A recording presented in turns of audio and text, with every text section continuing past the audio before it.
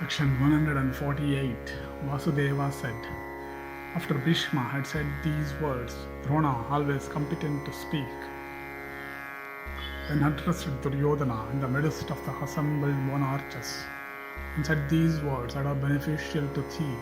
And he said, O sire, as Pratipa's son, Santanu was devoted to the welfare of his race, and as Devavrata, otherwise called Bhishma, was devoted to the welfare of his race, so was the royal Pandu, that king of the Kurus, who was firmly devoted to truth, who had his passions under control, who was virtuous, of excellent vows, and attentive to all duties.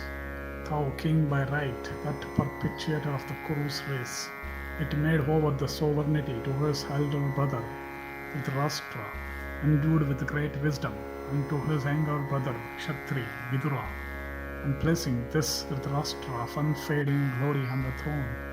That royal son of Kuru's race went to the woods with his 2 wives, and that tiger among men, Vidura, with great humility, placing himself in subjection to Dhritarashtra, began to wait on him like a slave, fanning him with the branch of a tender palm. And all the subjects then, O sire, duly tendered their submission to King Dhritarashtra, just as they had done to King Pandu himself. And having made over the kingdom to Dhritarashtra and Vidura, that conqueror of hostile cities, Pandu wandered over the whole earth, always devoted to truth. Vidura then took charge of the finances, gifts, superintendence of the servants of the state, and the feeding of all, while that conqueror of hostile cities, Bhishma, of mighty energy, supervised the making of war and peace, and the necessity of making or withholding gifts to kings.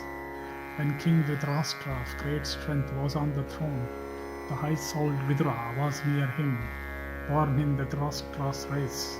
How dost thou venture to bring about a disunion in thy family, uniting with thy brothers, the Pandavas, enjoy all objects of enjoyment? O king, I do not say this to you from cowardice, not for the sake of wealth. I am enjoying the wealth that Bhishma gave me, and not thou, O best of kings. I do not desire, O king, to have from thee my means of sustenance. Where Bhishma is, there Drona must be. Do what Bhishma hath told thee, O grinder of foes. Give on to the sons of Pandu of the kingdom. O sire, I acted as their preceptor as much as thine. Indeed, even as Ashwatthama is to me, so is Arjuna of white steeds. What use is there of much declamation? Victory is there where righteousness is. Vasudeva continued, after Drona of immeasurable energy had said this, the virtuous Vidura, then O king, who is devoted to truth, said these words, turning towards his uncle Bhishma, and looking at his face. And Vidura said, O Devavrata, attend to the words I speak. This race of Kuru, when it became extinct, was revived by thee. It is for this that thou art indifferent to my lamentations now. In this our race, its stain is this Duryodhana, whose inclinations are followed by thee, although he is enslaved by avarice, and is wicked and ungrateful, and deprived of his senses by lust. The Kurus will certainly bear consequence of the acts of that Duryodhana, who transgresseth the command of his father, observant of virtue and profit. O great king, act thou so that the Kurus may not perish. Like a painter producing a picture, it was thou, O king, who hadst caused me and Dhritarashtra to spring into life. The Creator have created creatures. Destroys them again. Do not act like him. Seeing before thy very eyes this extinction of thy race, be not indifferent to it. If, however, thy understanding is gone in consequence of the universal slaughter that is at hand, go then to the woods, taking me and Dhritarashtra with thee. Otherwise, minding this very day, wicked Duryodhana that hath decided for his wisdom, rule this kingdom with the sons of Pandu guarding it around. Relent, O tiger among kings. A great slaughter of the Pandavas, the Kurus, and of other kings of immeasurable energy is before us. Having said this, Vidura seized his heart overflowing with sorrow. And reflecting on the matter, he began to draw repeated sighs. Then the daughter of King Suvala, alarmed at the prospect of the destruction of a whole race, said from wrath these words fraught with virtue and profit to cruel Duryodhana, of a wicked heart, in the presence of the assembled monarchs. Let all the kings present in this royal assembly, and let the regenerate rishis that form the other members of this conclave, listen to me as I proclaim the guilt of thy sinful self, backed by all thy counselors.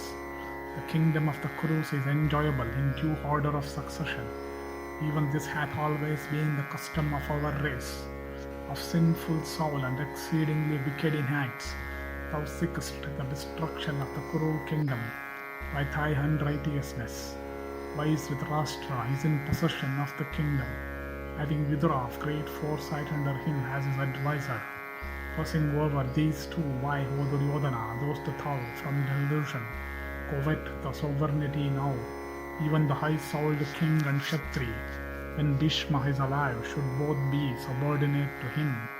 Indeed, this foremost of men, this offspring of Ganga, the high-souled Bhishma, in consequence of his righteousness, doth not desire the sovereignty. It is for this reason that this invincible kingdom became Pandu's. His sons therefore are masters today, and no other. This extensive kingdom then by paternal right belongeth to the Pandavas, and their sons and grandsons in due order, observing the customs of our race and the rule with respect to our kingdom. We all fully accomplish that which this high-souled and wise chief of the Kurus, Devavrata, firmly adhering to truth, saith. Let this king Dhritarashtra and Vidura also, at the command of Bhishma of great vows, proclaim the same thing, even that is an act that should be done by those that are well-wishers of this race, keeping virtue in front. Let Yudhishthira, the son of Dharma, guided by King Dhritarashtra and Arjuna by Santanu's son, rule for many long years this kingdom of the Kurus, lawfully or obtainable by him. Thus endeth section 148 in the Bhagavad Yana Parva, Udyoga Parva.